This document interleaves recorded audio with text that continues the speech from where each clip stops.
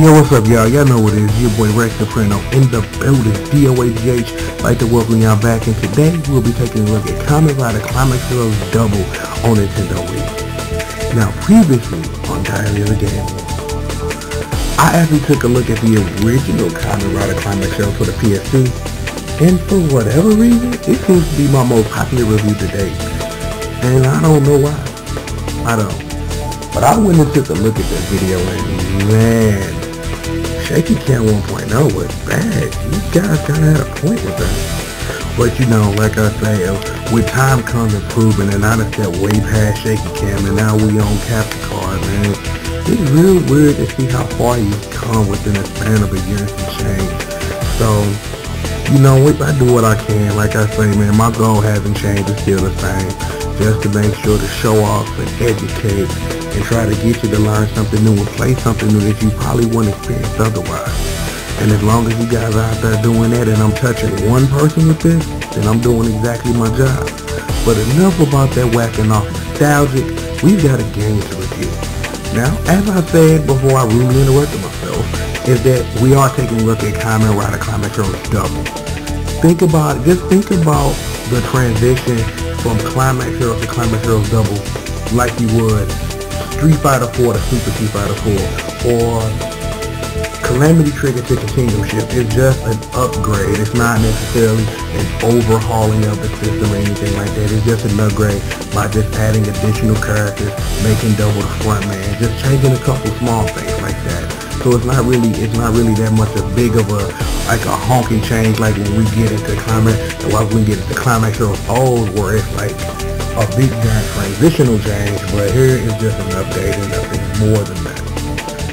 Now, because of that change of double from decay to double is that the main mode of the game has changed, which we'll get into now, which is called Climax mode.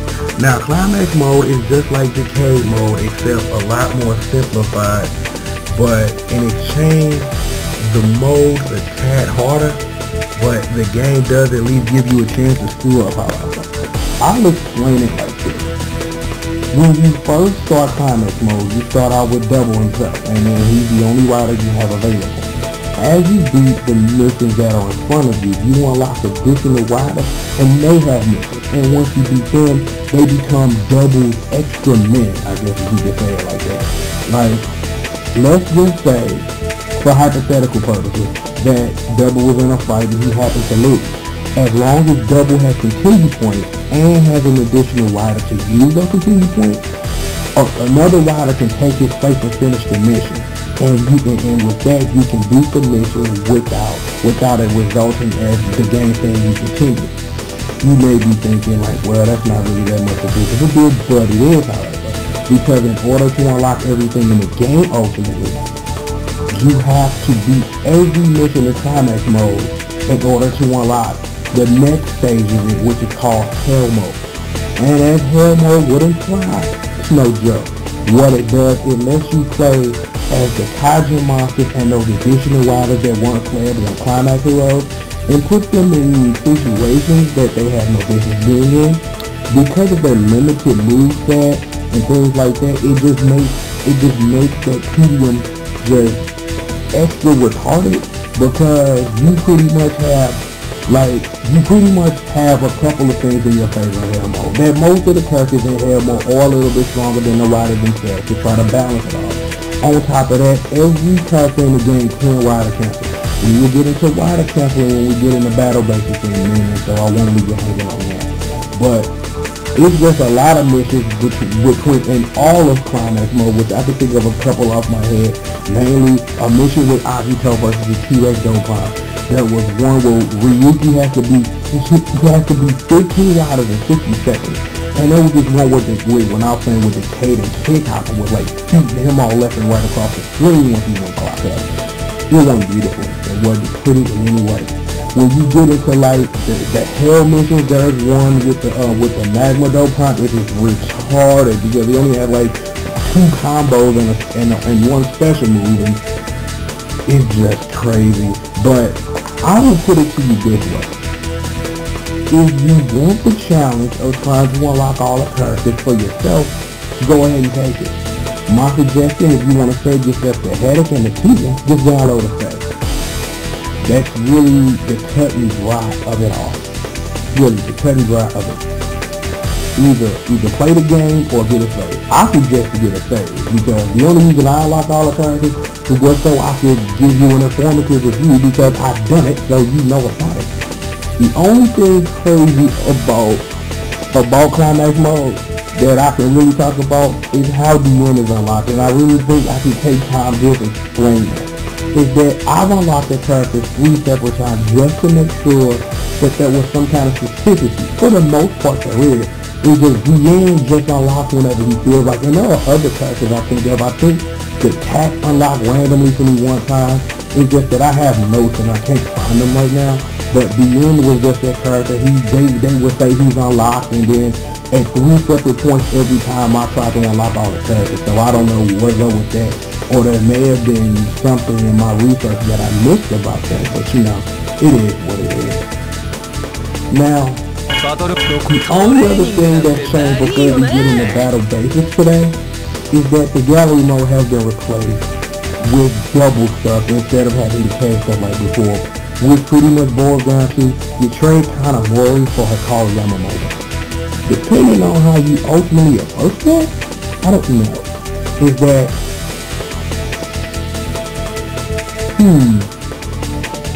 Kanamori, she's sexy. Hikaru Yamamoto, she's sexy, but it's kind of in her favor right now because she allegedly has music. Don't believe me? Google that shit down. You're welcome, by the way. So let's go ahead, we're just going to get into battle basics and the additional characters. Now, like I said in the Climax review, is that there were characters that were playable to a degree or not playable at all. Those characters are now playable with a couple of additional characters. The first additional character is Kaiser from 5. You have Hit Hopper, Punch Hopper, and a Salad Worm, all from Kabuto. You have the Delny from Yuki, and you have, like I said, the T-Rex and the Magma Dopant Farm Double. And they are all playable. Now, how it works with the character select screen is that for every rider except for Double and Decay, you can hold the button, and I'll just put it on DN for an example. And if you notice, I'm holding the plus button on my Classic controller. It also works on the Wiimote too. Is that you will see that his name is Pulsate. Now, that shows you that you unlock the character that you unlock the character that you can now use a hidden character. I think the hidden character, I think, is Punch Hopper, if I'm not mistaken. I'm not 100% sure, because I tried to remember it off before I started the review interested. But you can hold the plus button and then you can select the character. Now, here is the hypothetical, not the hypothetical, the problem here. Because this game still does not support mirror matches, you can't put matches together, like for example, 5 versus Kaiser, because in order to select Kaiser, you have to hold the start button and then select 5. Because you can't have mirror matches, so it can't be 5 versus Kayasa, or Dark Kabuto versus Kabuto, or Ryuki versus Ryuga, and things like that. So you can't really set up those dream match scenarios like you really want to. Just know, however, the shining light below, the shining light at the end of the tunnel, is that Climax Hills take care of this by giving every single character their own character select spot.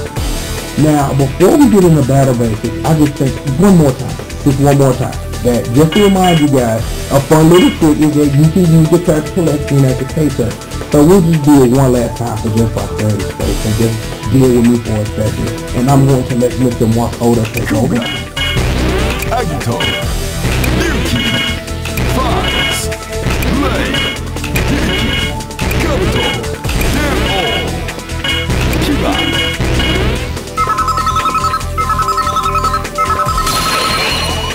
Final Kamen Rider Decay. And if you had done it for the first time, the screen would have popped up and told you that you unlocked the Decay Complete form. The only way you can select the Decay Complete form is that you have to go all the way to the bottom, and then you have to select the complete form. You can't select your final, you can't select form ride, final form ride, it's just that. You can select a form ride, but you can't select a final form ride because they give you the complete form. But we're going to get into battle basics with 5 reviews and So, you know, so we can teach you how to, stunt, ladies and gentlemen. Now, however you want to take this is just depending on you. The game has some depth in it to it, whatever who tells you what. And I'm going to try to get into some depth with you by going over some of your basic commands and things like that. So, just work with your boy. Now, at our screen currently, if you look at your top left, that picture represents the character you currently select, just in case you're in the middle of a battle and you've all of a sudden forgot who you are. This shouldn't be a problem because the game doesn't have mirror matching.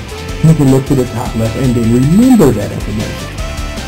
The green bar next to your character's picture is your life bar, and it's separated in 3 parts. It's green is level 1, yellow is level 2, and 3 is your final level, red, before you die. It kind of puts me in the mind of Fatal Fury, like the real boss series, where you get multiple life bars, which I think is cool. Shout out Fatal Fury, by the way. Below that, you have that empty bar. That is your guard bar.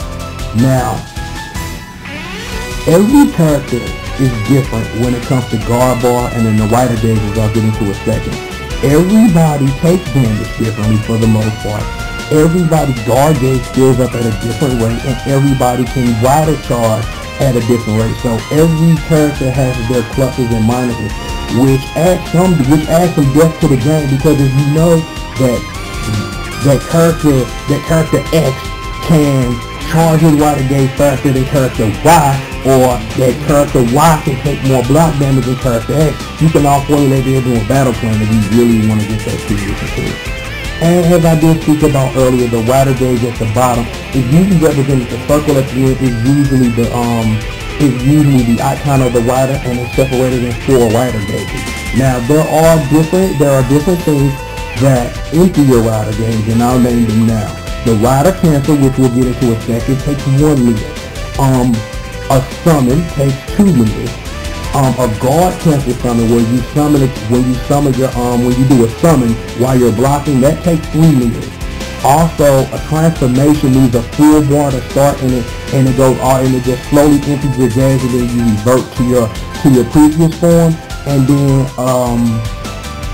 then a rider finale, which fully empties your gauge. So with that being said, let's go ahead and let's get started. Now, every character has some basic attacks. You have your low attack, your light and your strong. I guess it's better to say light and strong with that. You also have special moves, and I'll show off 5 now. In the air for the most part, which is 5 is turned to smash, so that most riders, when they jump in the air, they usually do a rider kick of some sort. In 5's case, if you do neutral with no pressing the direction of button today, he does the grand finale. And in 5's case, he only has 3 steps. He can do the special step with either forward, back, or down in the second button.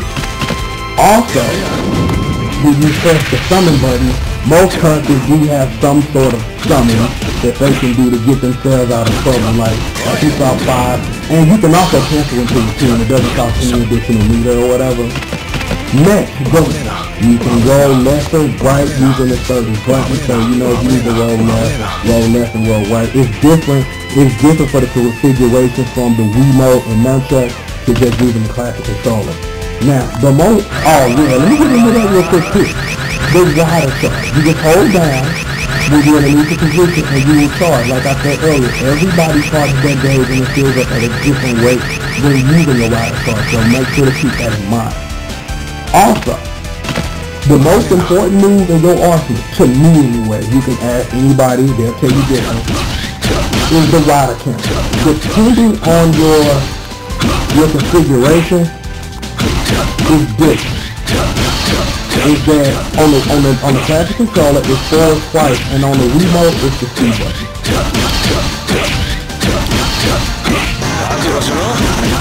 And you can transform too by pressing the transform button. So, you can transform as well, and like you keep it emptying your gauge slowly. And it empties your gauge slowly. And then this is the rider finale, and this is 5's after Thunder Smash. This is gonna get real sketchy for me. only real ugly for the person about to wake up and go, good night, time up, and there you go. Now, if you did notice, before we go back, and I'm gonna show you guys something else, is that you can hear like the rider belt noises, which are real cool through the Wiimote, and I really think that's an extra immersion tool, and I really like that because you can feel like you're your favorite rider.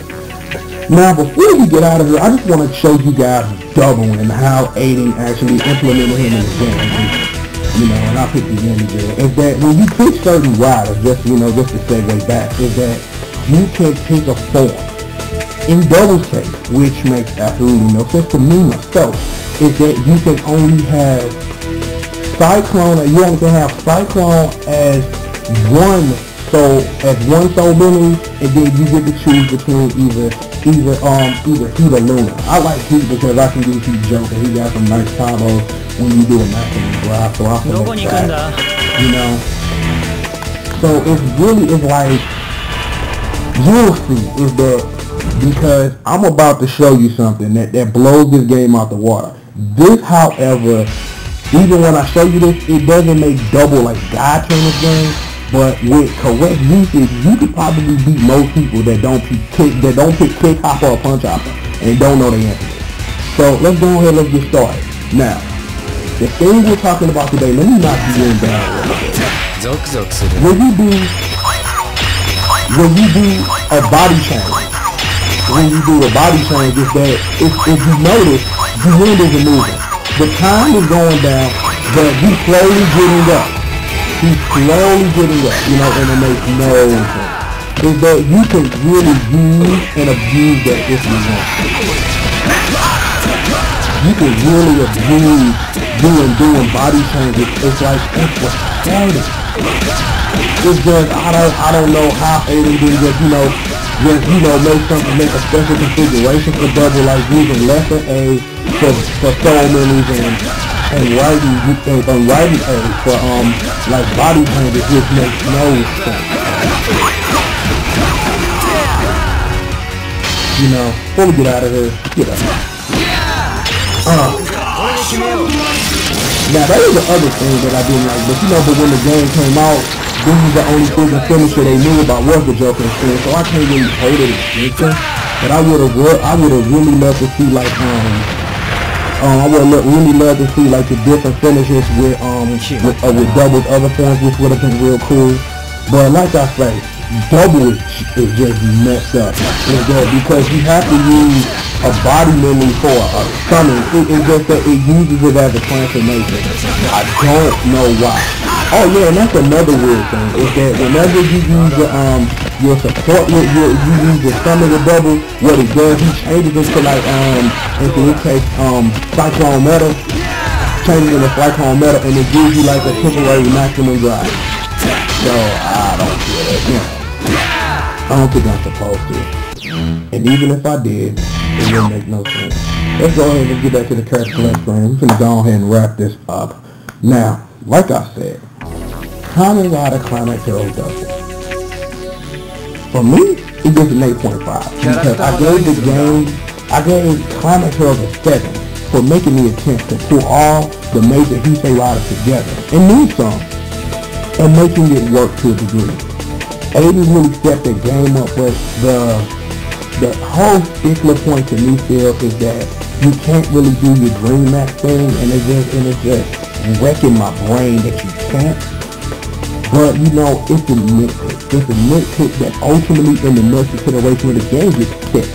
So you can't go wrong with that. It's like you have a whole bunch of characters to play as. The game having its death with the rider camping and your support summons and things like that, which it's a fighting game that has some depth if you want to introduce that depth into the game. So it's not like the game is like mad shallow or something, and it's not at all. On that note, I'm gonna go ahead and I'm gonna jet up out of here. Like I said, you know what it is, your boy, Rex Soprano, aka the King of YouTube, aka Triple the God, aka Rex Rose, aka Waffle Stomper in the building. So I'm gonna go ahead, I'm gonna jet up out of here. Like I said, it's your boy Rex Soprano, you know what it is. holla back.